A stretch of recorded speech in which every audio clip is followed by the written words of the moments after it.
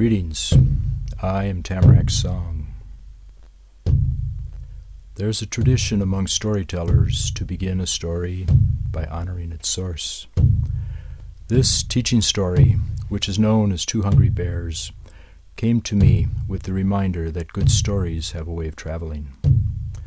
I find the same ones not only in the expected places where there's a history of cultural exchange, but also in diverse and isolated cultures around the world.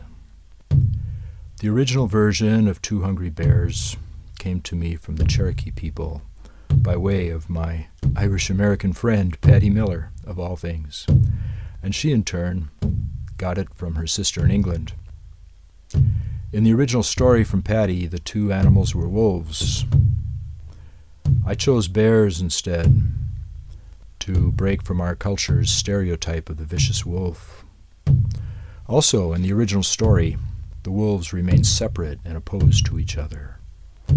This fits for the Cherokee because they're agriculturalists who typically draw a line between domestic and wild, and between cultivated and untended. When this line exists in a culture, it usually cuts through the people of the culture as well. Life gets divided between the polarities of good and evil, and it becomes an eternal struggle between the two, and this division is allegorized by the two wolves.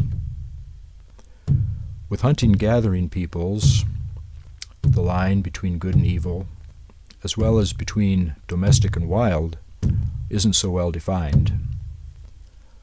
While living an intimate relationship with all of life, Native people find little reason to categorize. This was probably reflected in the original Two Hungry Wolves when it was a hunter-gatherer story, and my intent in revising the story was to restore it to something approximating the original. There are a few Ojibwe words in this story, which I'd like to introduce to you now before the story begins. Bear in Ojibwe is mukwa, and wolf is maingan, Grandfather, one of the main characters in the story, is called Mishomis.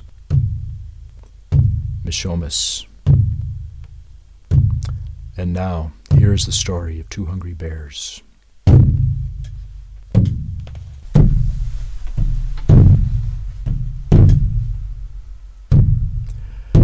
Our people have a saying that when all is quiet under a blanket of snow, mukwa wake up. Now these are not your ordinary mukwa who typically hibernate when the snow lies deep. No, I'm talking about the mukwa who wait to come out during the white season, when the nights are long and cold, and virtually all of life is snug asleep in warm, sheltered places. On nights like this, only the far-off call of Maingan, or owl, reminds us that anything at all might still be moving about. On one such night, a young boy named Ottertail sat up late by himself. His family was long asleep, snuggled into a pile of plush furs. And yet his fretful mind would not let him join them.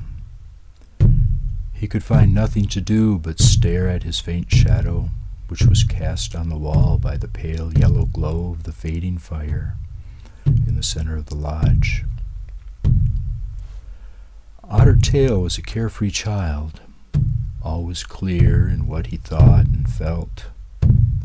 Only now, as he approached his 10th winter, his life began spinning in a confusing web of feelings.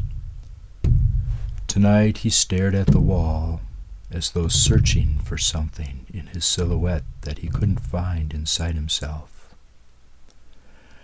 The wailing chorus of nearby Maingan shook Ottertail out of his trance. As the howls trailed off to rejoin the stillness, Ottertail's eyes opened wide in a sudden realization. I'll go and see Mishomis. He is wise like a mountain. Perhaps he can help.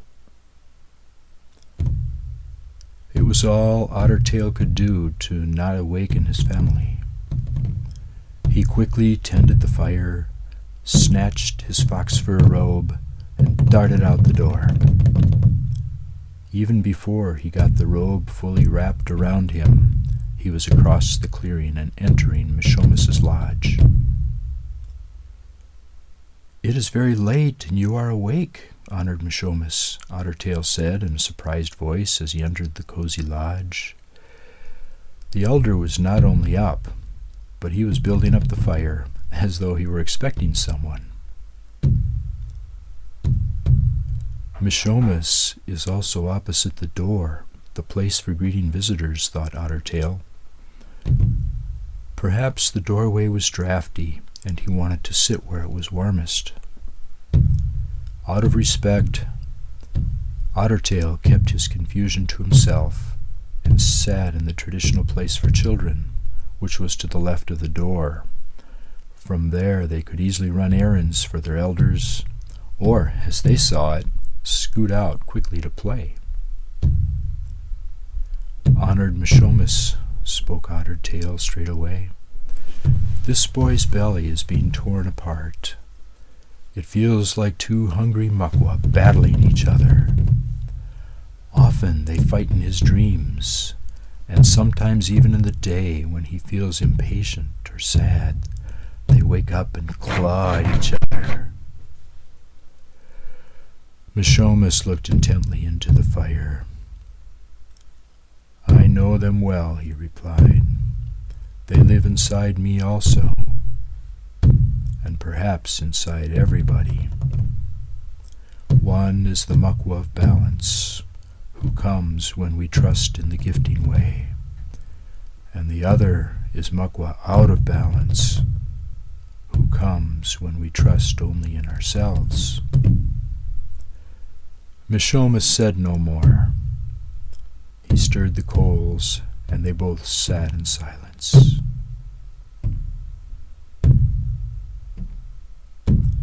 After a while, the boy spoke. "Mishomis, can you tell me which one will win?"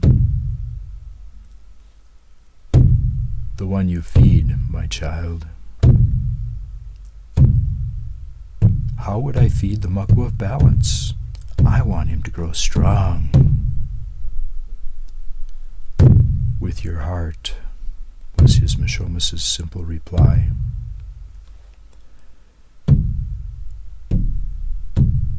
Before another voice was heard, the fire had burned down to deep orange embers, casting just enough light into the blackness to mark the features of their faces.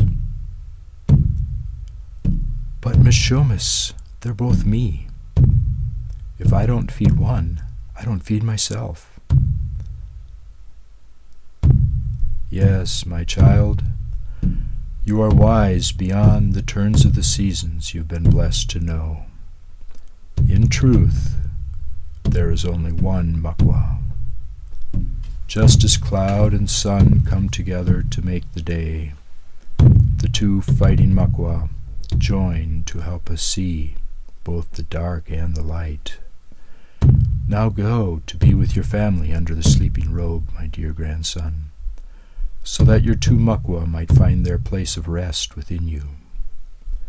Together they will guide you through love and battle as you walk this journey of life, and they will help you find vision in blindness." "Oh, Mishomis, you speak in riddles," Ottertail said with a lightened heart, "and yet they bring me comfort. Sometimes I understand the wisdom of your smile better than the wisdom of your words. This child is grateful, dear father of my father. He shall carry your smile into his dreams."